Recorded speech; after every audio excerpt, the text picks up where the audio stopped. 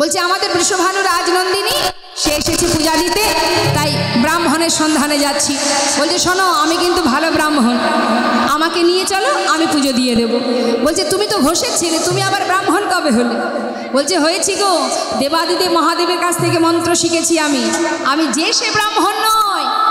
ওমা বাবা, আজকাল ব্রাহ্মণ তো কোনো রকমই পুজো করে, তাই না মা? অংনম ঢংনম করে পুজো করে, যেমন দক্ষিণা তেমন পুজো, তাই না? আর আমার গোবিন্দ বলছে শোনো, আমি কিন্তু অংনম ঢংনম করে পূজা করব না, আমি দেবাদিদেব মহাদেবীর কাছ থেকে মন্ত্র শিখেছি, আমি কিন্তু ভালো পুজো করতে পারি, আমার মতো ভালো ব্রাহ্মণ আর কেউ নেই। বলে তাহলে আর দেরি কেন, তাড়াতাড়ি চলে এসো। এবার আমার গোবিন্দ তাড়াতাড়ি করে, সে তো আর পুজো করতে পারে না বাবা, সে তো জানে না, জানে কে? তার শাখা মধুমঙ্গল। মধুমঙ্গলকে গিয়ে বলছে আয় মধু, হ্যাঁ রে বটুরে, একটা বিশাল বড় পুজোর যোগ এসেছে, দেরি করিস না, আমাকে একটু সাজিয়ে দে, চল যাই পুজোটা দিয়ে আসি, তাহলে ভালো খাওয়া দাওয়াটা হবে। যাচ্ছে বা সাজে, নিজেকে সুন্দর করে সাজাচ্ছে, কেমন করে?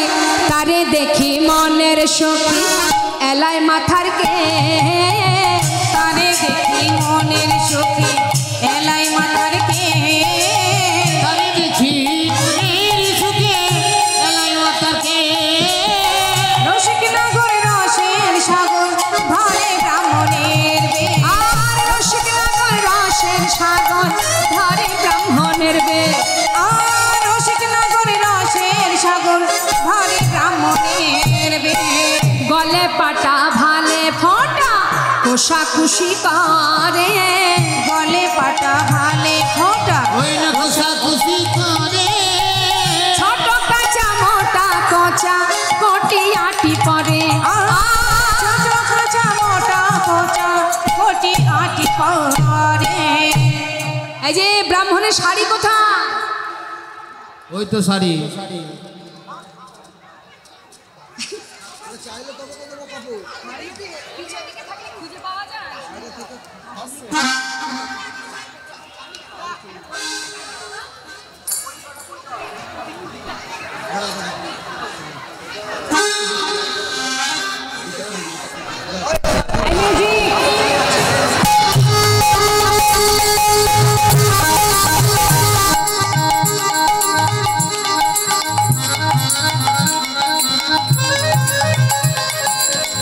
আসে ওমা, ছোট কাঁচা মোটা কোচা, ছোট কাঁচাটা ছোট কেন?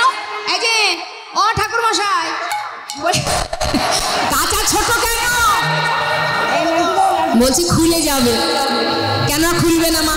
সরস্বতী পুজো যখন আসে বা লক্ষ্মী পুজো যখন হয়, বাড়ি বাড়ি হয়, ঠাকুর মশাই যদি ধুতিটা যদি ছোট করে কাঁচা দিয়ে না পরে, কারণ ঠাকুর মশাই জানে যে ভক্তবিন্দু টানতে টানতে টানতে টানতে একটা টাইম সেটা খুলেই যাবে। আর কোচাটা বড় করে নেয় কেন? কোচাটা না ধরলে তো ঠিক সেই ব্রাহ্মণ বলে ঠিক মানবে না, তাই না? কোচা ধরে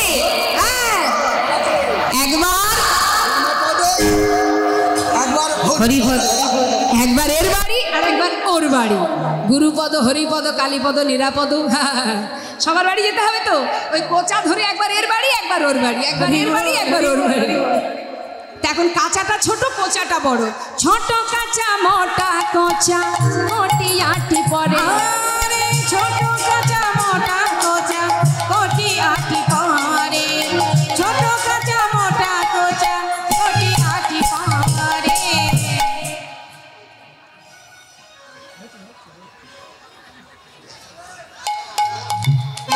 এখন যাই হোক, দুপুরবেলা প্রচন্ড রোদ্দুর। এখন গোবিন্দ তোর পুজোর কিছু জানে না মা, গোবিন্দ সেজেছে ব্রাহ্মণ, আর বটুকে তার সঙ্গে করে বাহক হিসাবে নিয়ে যাচ্ছে। কেন? পুজোয় তো অনেক কিছু পাওয়া যাবে, সেগুলো তো সব ঘাড়ে করে বয়ে আনতে হবে না?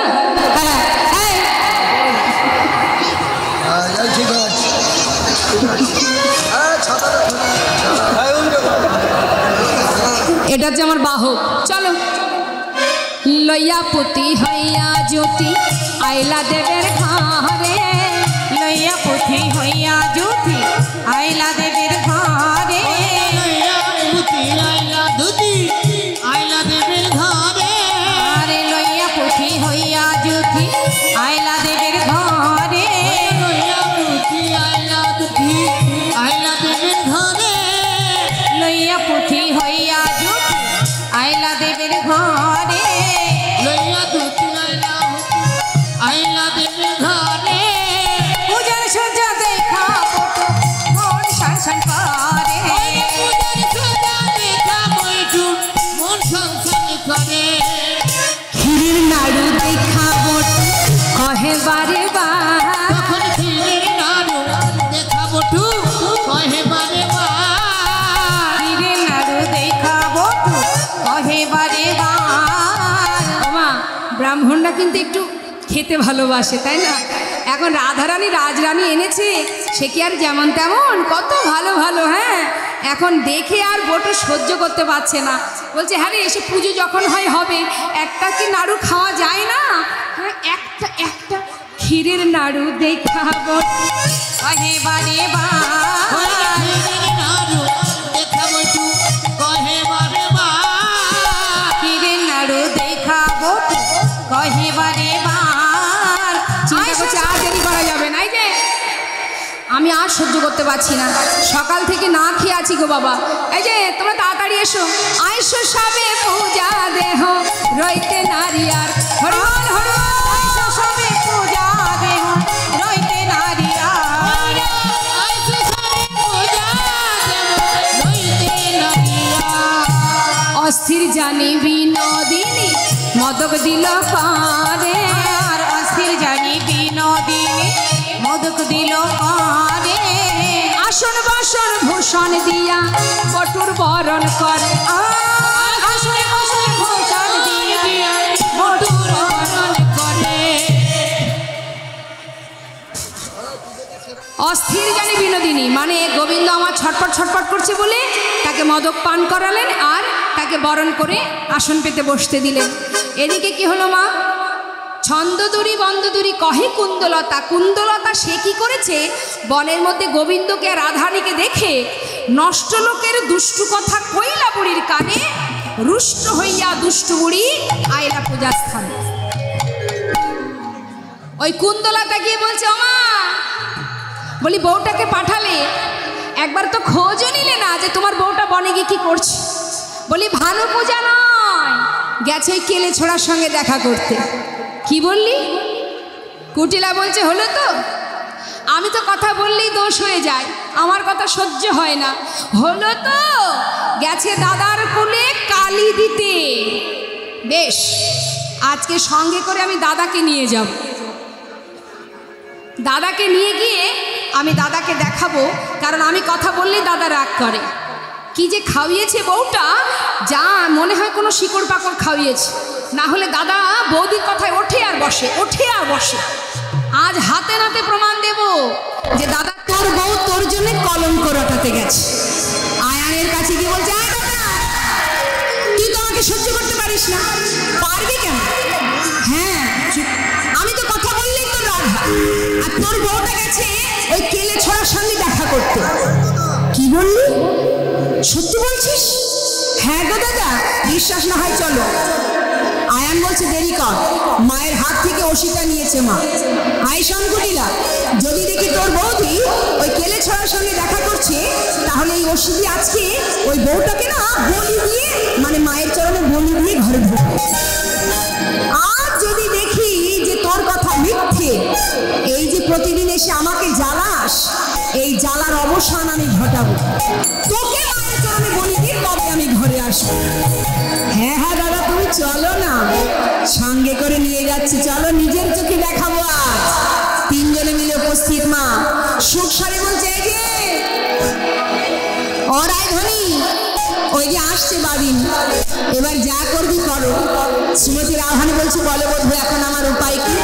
গোবিন্দ বলছে, চিন্তা করো না রায়ধানী, আমি চলে যাচ্ছি ফুলের ভিতরে, সময় মতো তোমার সাথে আমি কথা বলবো। তখন গোবিন্দ কি করেছে বাবা, কানু তখন ভানু হইয়া ফুলের ভিতরে ভানু হইয়া ফুলের ভিতরে ভানু হইয়া ফুলের ভিতরে যখন যেমন তখন তেমন বুঝা কথা